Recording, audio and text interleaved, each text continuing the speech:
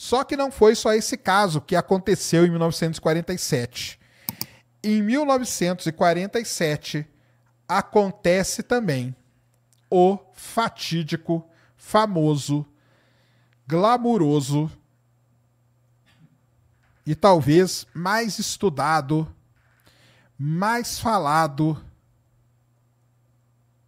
do mundo.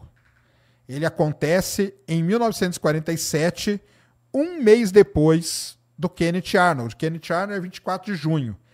Em 8 de julho de 1947, na localidade de Roswell,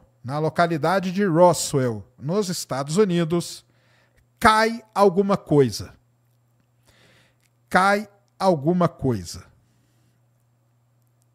Coloca aí então, Cris, a imagem que eu estou te mandando. Em julho de 47, um mês depois do Kenneth Arnold ter visto os famosos discos voadores, em Roswell, no Novo México, cai alguma coisa do céu. Cai num rancho, tá? Caiu num rancho lá em Roswell, nos Estados Unidos, e ficou conhecido para sempre como o caso Roswell. Um dos casos mais famosos, mais intrigantes, mais falados, mais comentados, mais divulgados, mais polêmicos da história de toda a história ufológica. Por que que esse caso gera tanto problema? Pelo seguinte: o Walter Hunt, oficial de informação pública da RAF, ele emitiu o seguinte comunicado à imprensa. Tá aqui, ó. RAF captura Flying Saucer num rancho em Roswell, no Novo México. Essa aqui era a manchete do jornal. Essa manchete do jornal aqui, ela foi escrita por um cara da RAF. Tá? Por um cara da RAF. O que que é RAF? Para quem não sabe o que é RAF.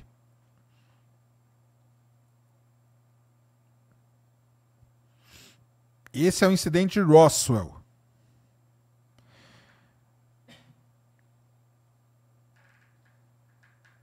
A RAF é a Roswell Army Airfield, o campo da Força Aérea de Roswell, porque ali em Roswell você tinha, né, uma base aérea. O comandante emitiu a seguinte nota à imprensa, afirmando que os militares haviam recuperado um disco voador perto de Roswell.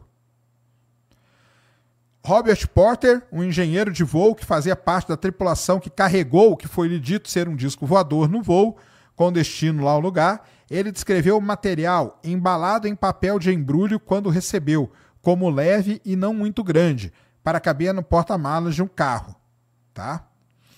Aí, qual é o problema todo, cara? O problema todo foi o seguinte.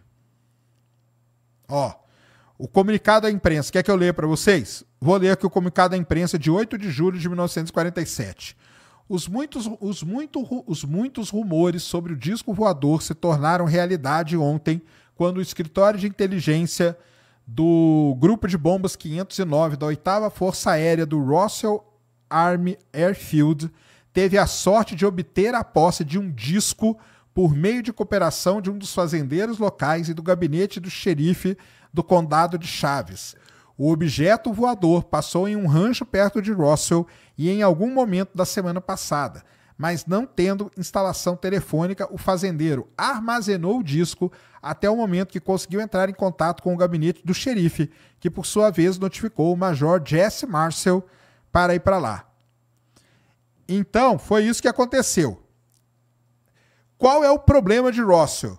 Que dias depois, eles vêm e falam que, na verdade, o que eles tinham recuperado era um balão meteorológico. Aí pronto, cara. Aí que começa toda a confusão da história de disco voador, de OVNI, de UFO, de UAP, entre o governo e qualquer pessoa, começa com o caso Roswell por causa disso. Então, o caso Roswell, ele é uma das coisas mais marcantes, impactantes, importantes que aconteceu com a ufologia no mundo inteiro, desde sempre, desde a sua criação. Entenderam? Porque, primeiro, capturaram um negócio e falaram que era disco voador. Depois vieram e falaram que era um balão meteorológico. E aí? Começaram a falar. Por que agora estão falando que é balão meteorológico? Por que eles não mantêm que é disco voador? Aí apareceu um meteorologista e tal. O que é que aconteceu em Roswell? Essa é uma das grandes questões que a gente tem até hoje, tá? E até hoje essa questão é estudada. Tanto que, se você procurar no relatório do AARO, tá? O AARO soltou um relatório, e no relatório do AARO está lá sobre o caso Roswell, tá? Então, lá no AARO, você tem o caso Roswell, beleza? Para você ver como este caso ele é intrigante até hoje. E ele criou toda essa questão aí sobre o governo esconder as coisas de todo mundo. Por quê? Porque fica nessa, né? Porque fica nessa. Pô, o governo pegou e falou que era disco voador, o exército, no caso, né? A aeronáutica. Depois os caras vêm e falam que é balão meteorológico. Por que eles falaram que era disco voador primeiro? E aí começa. Aí você vai perguntar pra mim, eu vou falar o quê, cara? Eu, hein? Eu não tava lá. Então, é daí que começa toda essa história sobre discos voadores. Estou querendo achar aqui no relatório do AARO, espera só um pouquinho, galera.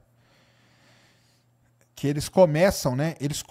O relatório do ARO, que é esse departamento que tem hoje nos Estados Unidos, ele começa aqui, ó, com os casos em 30 de dezembro de 47 já, né? Era o projeto Saucer. É criado nos Estados Unidos o projeto Saucer, tá? Então vamos lá, ó. O projeto Saucer, ele investigou um dos primeiros e bem conhecidos avistamentos de OVNI na história, o do piloto Kenneth Arnold, de 23 de junho de 47, enquanto ele voava perto do Monte Rainier, em Washington, tá? Então essa aí é a primeira coisa que acontece. O projeto Saucer não encontrou nenhuma evidência de tecnologia extraterrestre, tá? Não encontrou nenhuma evidência de tecnologia extraterrestre. Eu tô querendo achar aqui aonde que ele fala do caso Roswell, porque ele falava do caso Roswell, cara. Oh, caramba, ele falava do caso Roswell sim, viu? Tem o Roswell Report, tá? Deixa eu ver se aqui no Roswell Report.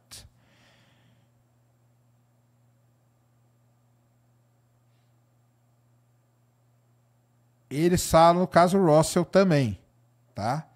E agora, né? Para vocês verem como esse negócio do caso Roswell, ele é complicado até hoje. Agora saiu um documentário na Netflix que pela primeira vez na história eles falam onde teria caído a nave de Roswell. Eu não vou lembrar agora disso, mas depois eu trago para vocês num outro programa. Tá? Então, é aí, com esses dois eventos, em 1947, o avistamento do Kenneth Arnold e o caso Roswell, o incidente Roswell, é que começa, a gente pode dizer, começa a ufologia moderna. A ufologia moderna começa ali em 1947. E a partir daí, cara, a partir daí, o negócio vai ficar muito louco. Lembrando que nós estamos falando, né? Nós estamos falando do quê? De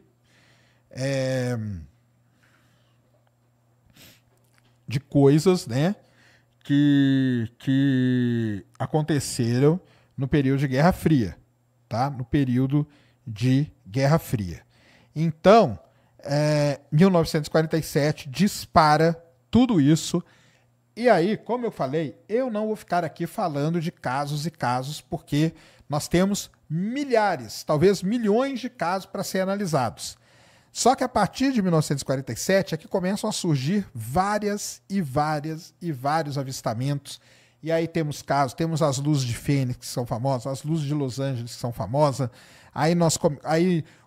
Quem que entra nessa história toda também? Aí a cultura pop começa a entrar nessa história toda. Por quê? Porque aí nós temos Arquivo X, aí começa a ter os filmes, né? Aí tem Guerra dos Mundos, aí começa a ter filme, e aí começa a ter um monte de coisa que começa a acontecer e não para mais até hoje.